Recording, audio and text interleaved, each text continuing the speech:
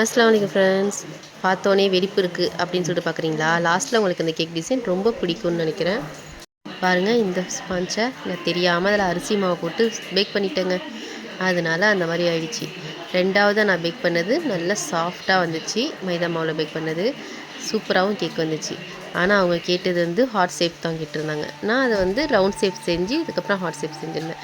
பாருங்கள் எவ்வளோ choco chips, அதுக்கப்புறம் சுகர் சிரப் சேர்த்து திரும்ப சாக்கோ சிப்ஸ். நான் இடையில அந்த வீடியோ எடுக்கலை, ஷார்ட்ஸு அப்படிங்கிறதுனால கொஞ்சம் சீக்கிரமாக முடிக்கணும்னு அதை எடுக்கலை.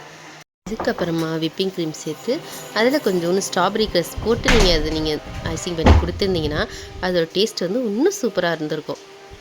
அவங்க இந்த கலரில் வேணும்னு கேட்டதுனால அவங்களுக்காக இந்த கலரில் ஹார்ட் ஷேப்பில் செஞ்சுருந்தேன். பாருங்கள், சைடில் கூட அந்த ஹார்ட் வந்து மாதிரியே பண்ணியிருந்தேன். இந்த டிசைன் உங்களுக்கு பிடிச்சிருக்குன்னு நம்புகிறேன். எனக்காக இந்த சேனலுக்கு நீங்கள் சப்ஸ்கிரைப் பண்ணி லைக் பண்ணுங்கள். இந்த வீடியோ ஃபுல்லாக பார்த்ததுக்கு தேங்க்யூ.